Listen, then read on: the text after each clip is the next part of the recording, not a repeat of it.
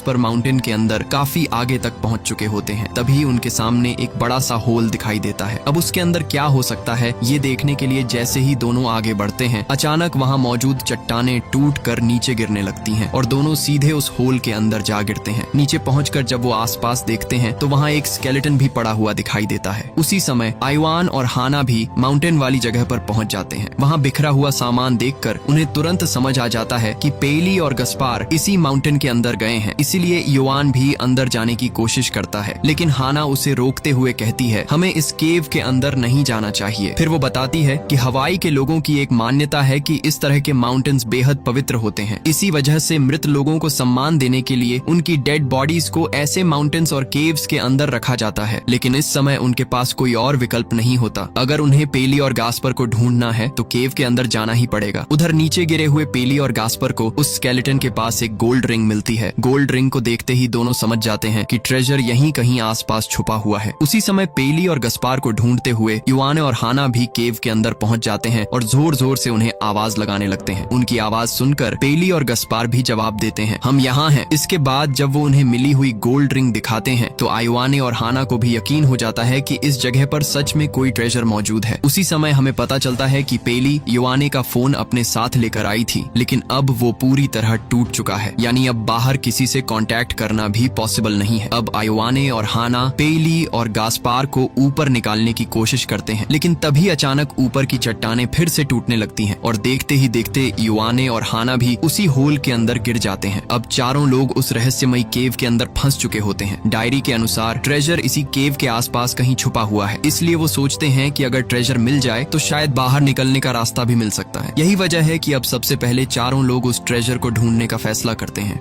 इसी डायरी में किसी न किसी मैकेनिज्म की ड्राइंग भी बनी हुई थी। अब डायरी के मुताबिक सबसे पहले इन्हें मौत के जबड़ों से बचकर आगे बढ़ना था। इसके बाद ये सभी उस खोपड़ी जैसी दिखने वाली केव के अंदर जाने की तैयारी करने लगते हैं। उधर लीना देखती है कि उसके पिता अब पूरी तरह रिकवर हो चुके हैं और सबके साथ हंसते खेलते बातें कर रहे हैं। लेकिन जैसे ही लीना उनके पास आती है उनका व्यवहार अचानक बदल जाता है। वे उससे ठीक से बात तक नहीं करते और गुस्से में उससे बात करने लगते हैं। यह देखकर लीना का दिल टूट जाता है और वह दुखी होकर वहां से बाहर चली जाती है। इधर केव के अंदर ये चारों अभी भी रेंगते हुए आगे बढ़ रहे होते हैं। कुछ देर बाद सबसे पहले पीली और हाना बाहर निकलने में कामयाब हो जाते हैं। तभी उनकी नजर वहां मौजूद एक विशाल स्पाइडर पर पड़ती है। उसे देखकर गैस्पर कहता है कि यह पॉइजनस नहीं लगती, लेकिन तभी उसकी नजर एक दूसरी स्पाइडर पर पड़ती है जो बेहद पॉइजनस होती है और वहां आ पहुंची होती है। उसे देखते ही युवन बुरी तरह घबरा जाता है और तेजी से बाहर निकलने की कोशिश करता है, लेकिन उसकी इस जल्दबाजी की वजह से केव के अंदर की चट्टानें टूटकर गिरने लगती हैं। मगर सबसे बड़ी प्रॉब्लम तो अभी बाकी थी। गैस्पर का बैग उसी केव के अंदर फंस चुका था और सबसे बुरी बात यह थी कि पीली ने मंक की डायरी भी उसी बैग में रख दी थी। अब डायरी उनके हाथ से निकल चुकी थी और उन्हें यह भी नहीं पता था कि बाहर निकलने का रास्ता कैसे ढूंढा जाए। यह सब देखकर युवन का गुस्सा फूट पड़ता है। वह पीली को जमकर डांटते हुए कहता है कि यह सब तुम्हारी वजह से हुआ है। अगर हम आज यहाँ फंसे हुए हैं तो इसकी जिम्मेदार भी तुम ही हो। तभी हाना बीच में आकर उसे समझाती है। वह कहती है कि वे अभी बच्चे हैं, उनसे गलतियां हो सकती हैं, उन्हें हर चीज की समझ नहीं होती। फिर तुम उसे इतनी बुरी तरह क्यों डांट रहे हो? उधर लीना बाहर बैठी रो रही होती है। तभी कीमो का एक फ्रेंड उसके पास आता है और उसे समझाने की कोशिश करता है। वह उसे दिलासा देते हुए कहता है कि कीमो तुमसे बहुत प्यार करता है, लेकिन उसे अपनी फीलिंग्स जाहिर करना नहीं आता, इसलिए तुम ज्यादा मत सोचो, यकीन मानो सब कुछ ठीक हो जाएगा। इधर ये चारों केव से बाहर निकलने का रास्ता ढूंढ रहे होते हैं। तभी युवन पीली के पास आता है और उससे माफी मांगते हुए कहता है मुझे तुम पर गुस्सा नहीं करना चाहिए था, प्लीज मुझे माफ कर दो। इसके बाद दोनों बातें करते हुए हंसने लगते हैं और फिर से एक हो जाते हैं। उधर लीना जब अपने पिता से मिलने आती है तो वे भावुक होकर रोने लगते हैं। वे कहते हैं तुम्हारी वाइफ के गुजर जाने के बाद तुम मुझे अकेला छोड़कर न्यूयॉर्क चले गए थे। उसी बात का गुस्सा और दुख मेरे दिल में था, इसलिए मैंने तुम्हारे साथ ऐसा व्यवहार किया, मुझे माफ कर दो। ये सुनकर दोनों के बीच की सारी नाराजगी और गलतफहमियां दूर हो जाती हैं और वे भी एक हो जाते हैं। इसके बाद जब ये चारों आगे बढ़ते हैं तो एक पहाड़ जैसी जगह पर पहुंचते हैं। वहां पहुंचकर उन्हें पता चलता है कि आगे जाने के लिए उन्हें लावा पार करना होगा। देखने में यह जगह बेहद डरावनी और खतरनाक लग रही होती है, लेकिन उनके पास कोई दूसरा रास्ता भी नहीं होता। अगर उन्हें यहाँ यहाँ से बाहर निकलना है तो किसी न किसी तरह इसे पार करना ही पड़ेगा। वे जैसे ही ब्रिज को छूते हैं, ब्रिज अचानक टूटकर पूरे का पूरा लावा में गिर जाता है। यह देखकर सभी घबरा जाते हैं। अब वे सोचने लगते हैं कि क्या यहाँ से बाहर निकलने का कोई और रास्ता है। उसी दौरान उनकी नजर रॉबिन्सन और ब्राउन के साथ आए हुए चोरों की डेड बॉडीज पर पड़ती है। वे सभी अलग अलग जगहों पर पड़े होते हैं, लेकिन आखिर उनकी मौत कैसे हुई ये बात किसी की समझ में नहीं आती। तभी उन्हें पीली और गैस्पर की आवाज सुनाई देती है। जब वे वहाँ पहुँचकर देखते हैं तो दोनों लावा पार करके दूसरी तरफ पहुँच चुके होते हैं। दरअसल वहाँ पास में ही एक छोटा सा रास्ता मौजूद होता है। हालांकि उस रास्ते पर चलने में युवन और हाना को बहुत डर लग रहा होता है, लेकिन उनके पास कोई दूसरा विकल्प भी नहीं होता। वे धीरे धीरे आगे बढ़ने लगते हैं। तभी रास्ते के बीच में पहुंचते ही हाना बुरी तरह घबरा जाती है। उसे शांत करने के लिए युवन एक सॉन्ग गाना शुरू कर देता है ताकि उसका माइंड डिस्ट्रैक्ट हो जाए। फिर धीरे धीरे सभी लोग उसके साथ सॉन्ग गाने लगते हैं। इसी तरह गाते गाते युवन और हाना उस खतरनाक रास्ते को पार करके दूसरी तरफ पहुंच जाते हैं। दूसरी तरफ पहुंचते ही